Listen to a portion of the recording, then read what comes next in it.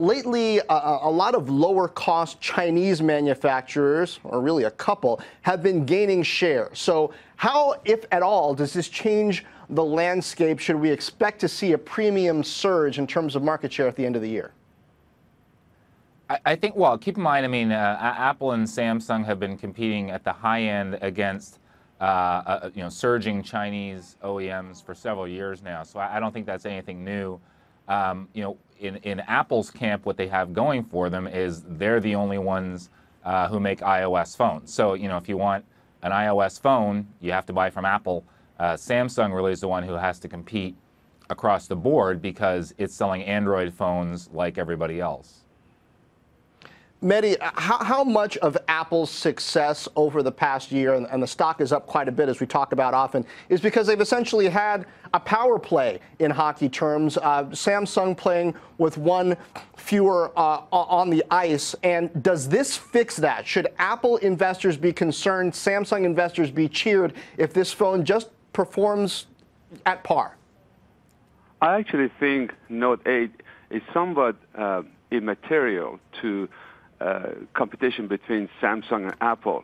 Apple iPhone 8 will be introduced in the next month or so, and how Samsung follows up with their Galaxy S9 will be critical to Samsung's earning in 2018.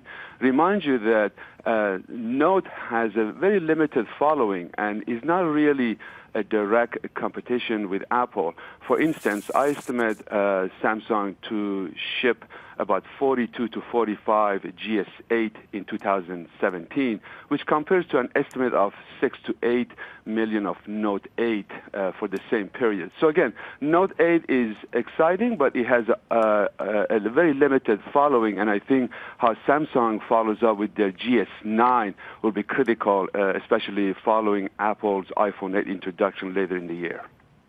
But Mehdi, I'm wondering, to what extent is the Note 8 a hero product that affects Samsung's reputation overall? I mean, we were all on planes in the past year hearing those announcements. If you have this Samsung phone, shut it down. That must have had some negative brand effect. Is this phone perhaps not volume-wise important, but reputation, marketing, brand-wise important, even to that 9 launch we expect to see next year?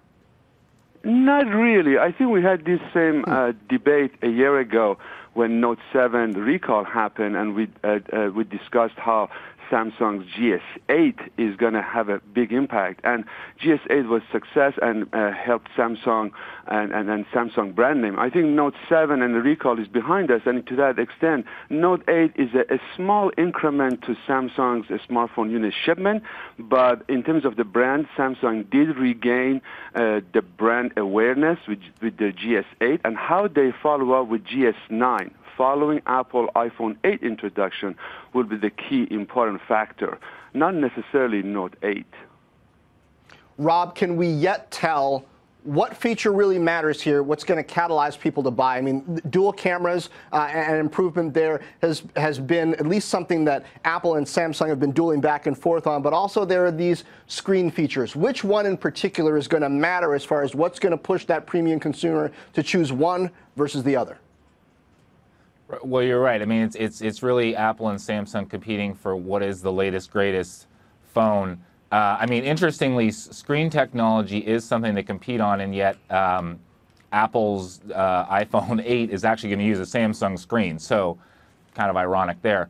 And so Apple's sort of catching up a little bit on with Samsung using their own technology, with moving to an OLED screen at the high end.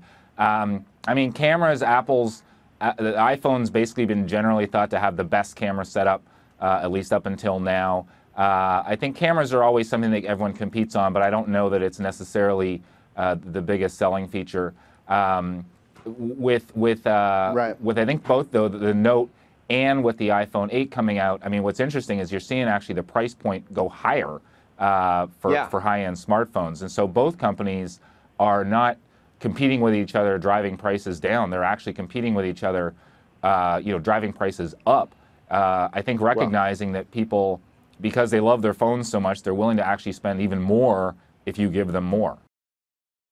Hey there, thanks for checking out CNBC on YouTube. Be sure to subscribe to stay up to date on all of the day's biggest stories. You can also click on any of the videos around me to watch the latest from CNBC. Thanks for watching.